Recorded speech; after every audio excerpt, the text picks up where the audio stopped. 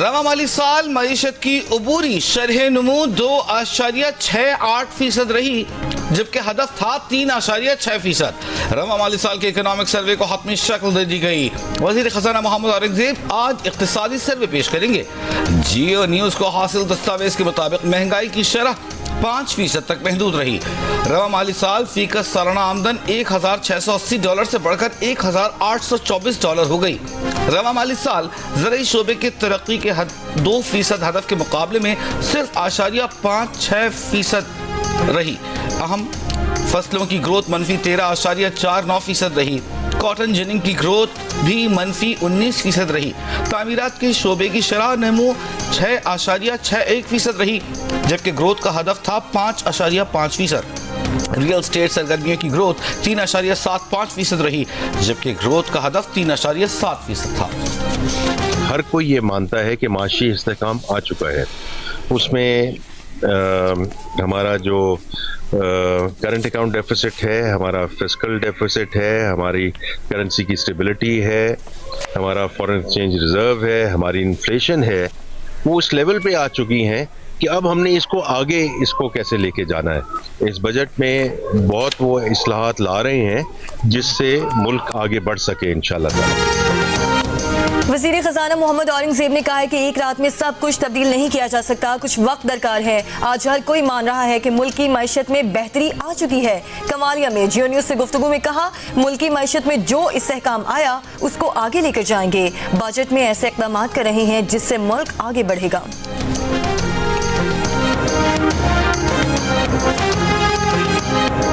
वफाकी बजट 10 जून को कौमी असेंबली में पेश किया जाएगा। स्पीकर कौमी असेंबली ने कौमी असेंबली के शेड्यूल की मंजूरी दे दी। 11 और 12 जून को कौमी असेंबली का इजलास नहीं होगा। 13 जून को कौमी असेंबली में वफाकी बजट पर बहस का आगाज होगा। बहस 21 जून को समेटी जाएगी। 26 जून को फाइनेंस बिल की कौमी असेंबली से मंजूरी होगी। महंगाई मार गई, बिजली गैस पेट्रोल की कीमतों ने कमर तोड़ दी। शहरी बजट से खौफजदा, किसी को बजट से उम्मीद तो कोई नाउमीदी का शिकार, किसी के शिकवे शिकायतें। बजट को लफ्जों का गोरख धंधा कह डाला। अवाम कहते हैं हुकूमत ने जैसे मोदी को हराया ऐसे महंगाई को भी मार भगाया। सदर आसिफ अली जरदारी ने कहा है कि मुल्की मईशत को मजबूत बुनियादों पर उस्तवार करने और खुद कफील बनाने पर तवज्जो देना होगी। मुल्की तरक्की और खुशहाली के लिए मिलकर काम करने की जरूरत है। ज़राअत मईशत की बुनियाद है। किसानों को सपोर्ट करके मुल्की मईशत को तरक्की दे सकते हैं। सदर जरदारी की पीपल्स पार्टी के रहनुमा और वर्कर से मुलाकात में गुफ्तगू। भारत के शिद्दत पसंदाना हिंदुत्व नजरिए से पूरे खित्ते के लिए खतरा करार दिया। कहा भारत में अक़लियतों खुसूसन मुसलमानों और ईसाइयों को तासुब और जुल्म का सामना है। गजा को भूखा रखने वाले इसराइल का इमदाद लाने वाले फ्रीडम फ्लोटिला पर ड्रोन से हमला। माहौलियाती कारकुन ग्रेटा थुनबर्ग और यूरोपीय रुकन पार्लियामेंट रीमा हसन समेत इमदादी काफिले में मौजूद अफराद को इसराइली फौज ने अगवा कर लिया। फ्लोटिला को इसराइल के साहिल पर जबरदस्ती मुंतकिल कर दिया गया। इसराइली वजारत दाखिला का कहना है कि शो खत्म हो चुका। फ्रीडम फ्लोटिला के मुसाफिरों को उनके वतन वापस भेजा जा सकता है।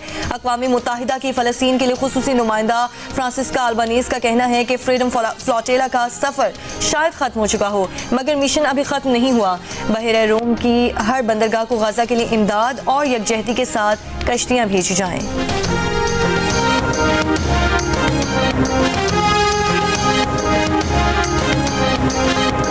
कैलिफोर्निया में मुजाहिदे कंट्रोल करने के लिए सदर ट्रंप के नेशनल गार्ड भेजने पर सूरत हाल मजीद कशीदा।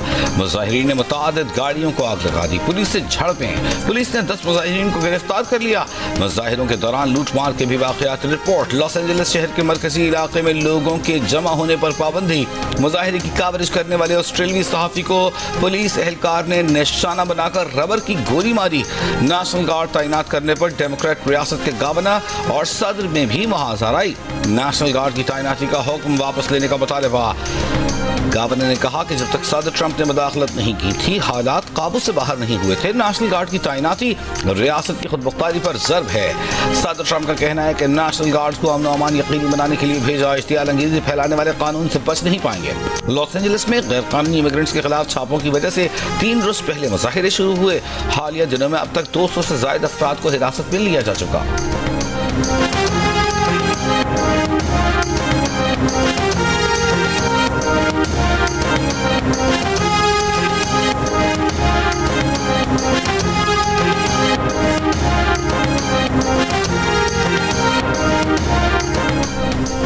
रावलपिंडी के इलाके दरकाली सैयदा में मुलजिमान के घर में घुसकर सोए हुए अफराद पर फायरिंग, वालिद और 2 बेटे जाँ बहक, लाशें पोस्टमार्टम के लिए अस्पताल मुंतकिल। पुलिस ने 2 मुश्तबा अफराद को तहवील में ले लिया, मजीद तफ्तीश जारी।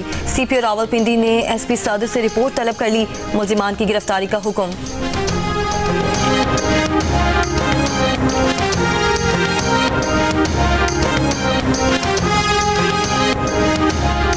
गवर्नर सिंध कामरान टिसोरी की इमाम काबा शेख डॉक्टर अब्दुर्रहमान बिन सुदैस से मुलाकात। उम्मत मुस्लिमा के इत्तेहाद, पाकिस्तान की तरक्की और आलमी अमन इस्तेहकाम के लिए खुसूसी दुआएं। शेख डॉक्टर अब्दुर्रहमान बिन सुदैस ने गवर्नर सिंध को कुरान मजीद का मुक़द्दस नुस्खा बतौर हदिया पेश किया। बरतानवी हुक्काम को भारतीय हथकंडों की तफसील से आगाह करेंगे। पाकिस्तान के आला सतह के वफ्द की रुकन सेनेटर शेरी रहमान की लंदन में मीडिया से गुफ्तगू, कहा भारतीय वफ्द का एजेंडा किसी को समझ नहीं आया। भारतीय वफ्द पाकिस्तान के खिलाफ बयान लेने आया था जिसमें नाकामी हुई। बताया कि 3 रोज के दौरान बिलावल भुट्टो बरतानवी थिंक टैंक और मीडिया से गुफ्तगू करेंगे।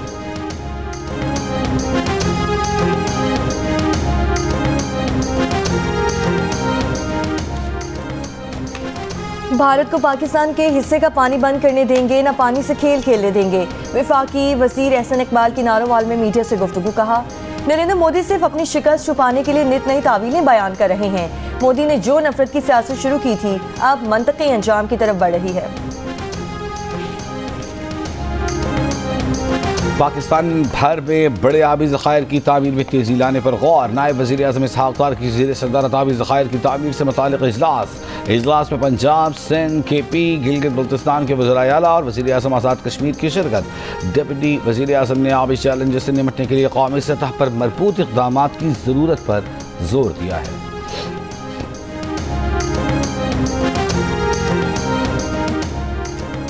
वज़ीर आज़म शहबाज शरीफ का आलमी इस्लामी रहनुमाओं को टेलीफोन, ईद की मुबारकबाद दी। तुर्की के सदर रजब तैयब एर्दोगान से टेलीफोनिक गुफ्तगू में दोनों मुल्कों की बुनियादी मफादात पर एक दूसरे की गैर मुतसलसल हिमायत का यादा।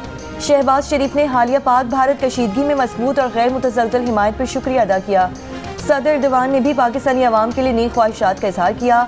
वज़ीर आज़म शहबाज शरीफ ने टेलीफोन पर ओमान के सुल्तान हैसम बिन तारिक को भी ईद उल अज़हा की मुबारकबाद दी। सल्तनत ओमान के साथ तमाम शोबों में 2 तरफ़ा ताउन मज़ीद मजबूत बनाने की ज़रूरत पर जोर। वज़ीर आज़म ने पाकिस्तान और भारत के दरमियान हालिया बहरान में ओमान के मौक़िफ़ पर शुक्रिया अदा किया। कशीदगी में कमी और मुज़ाकरात के लिए हिमायत को सराहा। शहबाज शरीफ का काज़ाकिस्तान के सदर को भी टेलीफोन, ईद की मुबारकबाद दी। दोनों रहनुमाओं का 2 तरफ़ा ताल्लुकात में मुस्बत पेशरफ्त पर इत्मीनान का इजहार।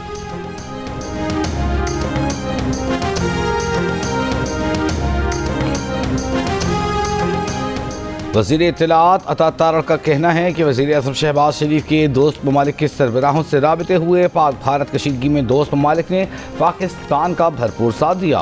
वज़ीर आज़म शहबाज शरीफ और फील्ड मार्शल सैयद आसिम मुनीर की क़यादत में अजीम कामयाबी मिली। वज़ीर इत्तलाआत ने कहा कि वज़ीर आज़म शहबाज शरीफ का दौरा सऊदी अरब कामयाब रहा।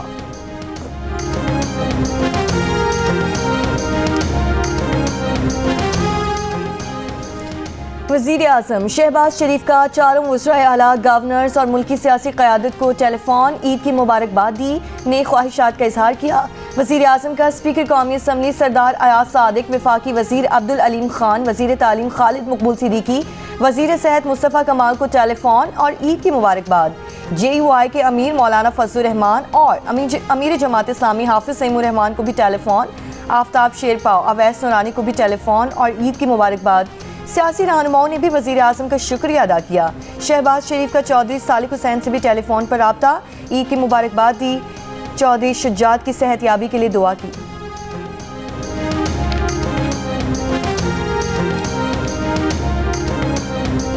वज़ीर दाखिला मोहसिन नकवी को बहरीन के वज़ीर दाखिला लेफ्टिनेंट जनरल राशिद बिन अब्दुल्ला अल खलीफा का टेलीफोन, ईद उल अज़हा की मुबारकबाद दी। मोहसिन नकवी और पाकिस्तानी अवाम के लिए नेक ख्वाहिशात का इजहार। मोहसिन नकवी का बहरीन के साथ ताल्लुकात मज़ीद मुस्तहकम बनाने के आज़म का इरादा।